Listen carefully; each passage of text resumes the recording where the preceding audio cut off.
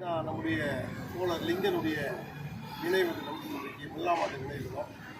நம்ம லிங்கனை அவ்வளோ சாதாரணமாகவே நடைபெற்று விட முடியாது. ஈழ சமூகத்தை தொடர்ந்து வழக்கறிஞராக தொடர்ந்து பணியாற்றி தமிழகம் முழுவதும் இருக்கக்கூடிய மக்கள்கிட்ட கவராவதில்ல மிகப்பெரிய அளவில் வேலைகள் பார்த்து அந்த சமுதாயத்துக்கு பெரிய பணியை செய்தவர்.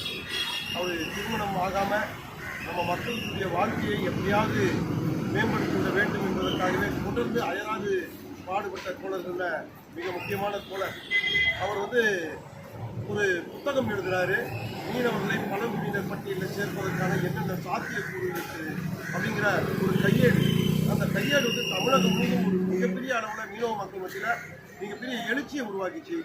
ஏன்னா அதில் இருக்கக்கூடிய மீனவ மக்களுடைய வாழ்க்கை முறையை ரொம்ப தெள்ள தெளிவாக எடுத்து வைத்தவர்.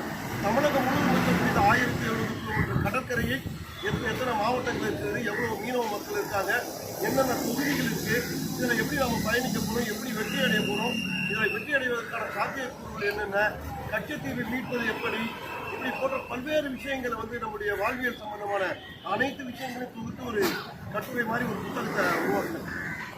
அவர் கம்யூனிஸ்ட் சித்தாந்தம் இருந்தாலும் கூட மீனவ மக்களுக்காக தொடர்ந்து அயராம பாடுபட்டவர். ஏன்னா இன்னைக்கு நம்ம காமராஜரை, காந்தியை, நேருவை அல்லது கற்கனெல்லாம் சொல்லுவாங்க நேர்மை சிங்கரங்கள், அந்த அளவுக்கு ஒரு நேர்மையான மனிதர். எந்த அப்பளுக்கு இல்லாத ஒடுக்கப்பட்ட சமூக மக்களுக்காக தொடர்ந்து பயணிக்கிறார். மீனவ மக்களுக்கு மட்டுமல்ல, எங்கெங்கெல்லாம் ஒடுக்கப்பட்ட சமூக மக்கள் இருக்காங்களோ அந்த ஒடுக்கப்பட்ட சமூகத்துக்காக தொடர்ந்து பயணிக்கக்கூடிய ஒரு தோழர்.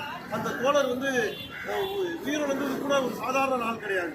அன்றைக்கும் மீனவ சமூகத்துக்கான ஒரு கூட்டம் ஏற்பாடு செய்யப்பட்டு தமிழகம் முழுவதும் இருக்கக்கூடிய மீனவ மக்கள், குறிப்பாக சென்னையில் இருக்கக்கூடிய அத்தனை மீனவ கிராம மக்கள் மத்தியில் ஒரு பெரிய இது உருவாக்கி பெசன்ட் நகருங்கிற ஒரு ஊருக்குள்ள அந்த கூட்டம் நடைபெற்று அந்த கூட்டம் முடிஞ்சு போன அரை மணி நேரத்தில் உயிரிழந்தார் மாரடைப்பால்.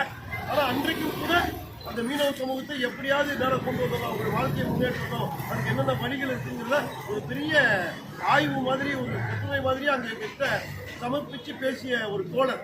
அந்த தோழருடைய நினைவு தினம் தான் இன்று 1ஆம் ஆண்டு. நம்ம இன்னும் இந்த தோழர் லிங்கனுடைய நினைவு தினத்தை இன்னும் பெரிய அளவுக்கு கொண்டாட போகிறோம். அதற்கான வேலைகள்லாம் தொடர்ந்து நடைபெற்று இருக்குது.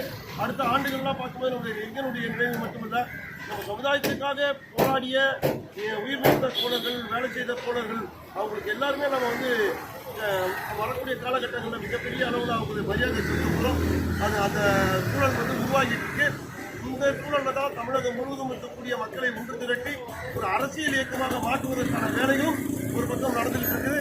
எனவே தோழர்கள் இதெல்லாம் தொடர்ந்து கவனிக்கணும். மீனவ மக்களுடைய எழுச்சிக்காக எல்லாரும் ஒன்றிணையணும். அதற்காக ஒரு அறைகூடாவே இந்த நாளை நம்ம பயன்படுத்தலாம். அதனால் இந்த நேரத்தில் லிங்கனுடைய நினைவாக நம்ம ஒரு உறுதிமொழியை ஏற்போம். மீனவ சமூகத்துடைய ஒற்றுமையை நிலைநாட்டவும் வெற்றி பெற செய்யவும் தோழர் லிங்கன் அவர்களின் நினைவு நாளில் சபதமேற்போம்.